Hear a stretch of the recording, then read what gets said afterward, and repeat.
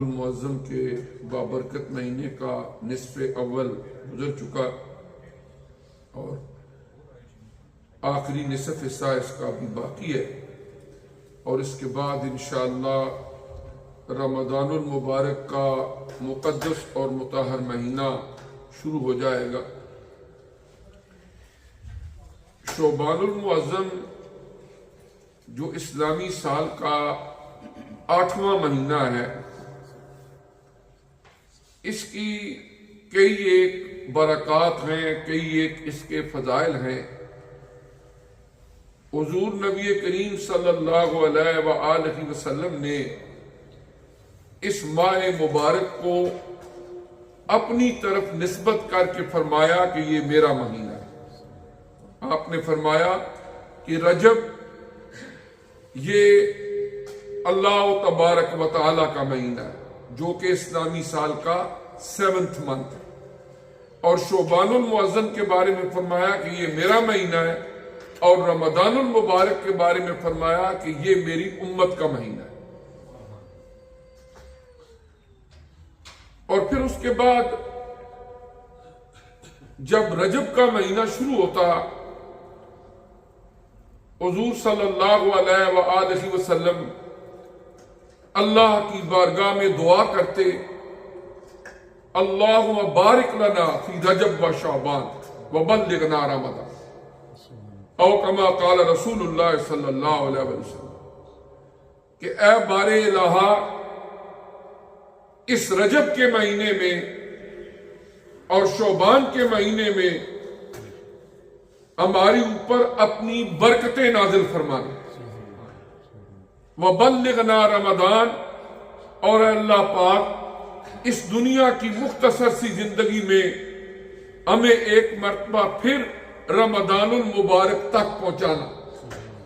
تاکہ اس ماہ مبارک کی رحمتوں سے، مغفرتوں سے، برکتوں سے ہم فیضیاب ہو سکیں۔ پھر اس کے علاوہ حضور علیہ الصلوۃ والسلام شعبان المعظم کے اس مہینے کے اندر کثرت کے ساتھ روزے رکھتے تھے، اور حضرت سیدہ عائشہ صدیقہ ام المومنین رضی اللہ تعالی عنہ فرماتی ہیں کہ رمضان المبارک کے علاوہ حضور علیہ الصلوۃ والسلام کثرت کے ساتھ جس مہینے میں روزے رکھتے وہ شعبان المعظم کا مہینہ،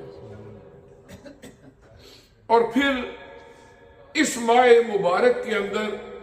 اللہ تعالیٰ نے 15th نائٹ جو ہے،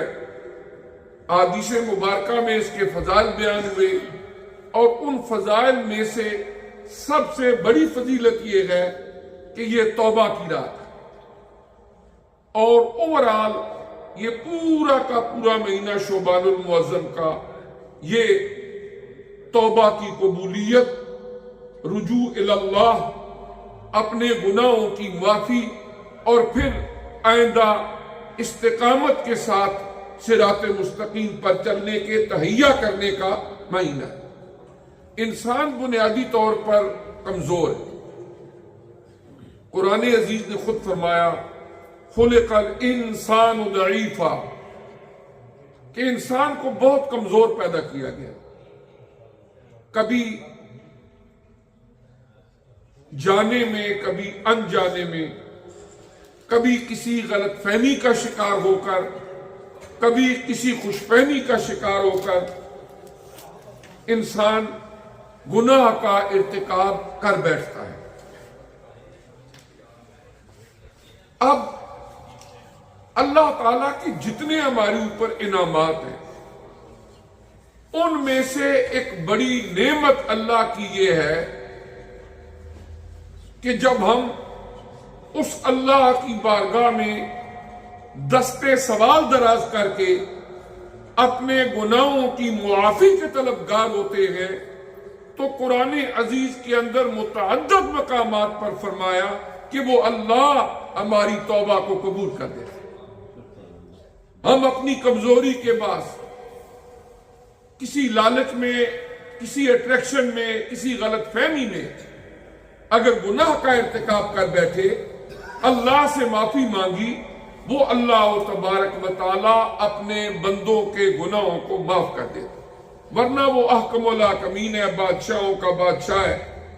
اگر وہ نہ معاف کرے تو ہمارے پاس کون سی طاقت ہے؟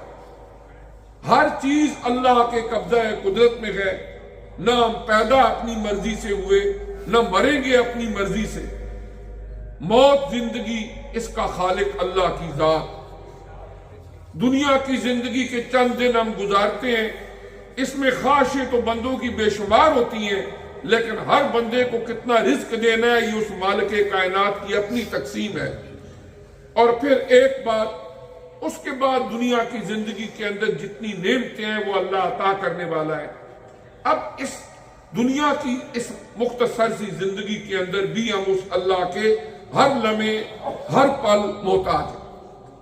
اور جس وقت وہ وقت مقررہ جو اللہ نے ہمیں عنایت کیا وہ ختم ہو جاتا ہے تو موت کا فرشتہ آ کے ہمارے اس میٹریلسٹک باڈی سے، اس قفص انصری سے، اس مادی جسم سے روح کو نکال لیتا ہے،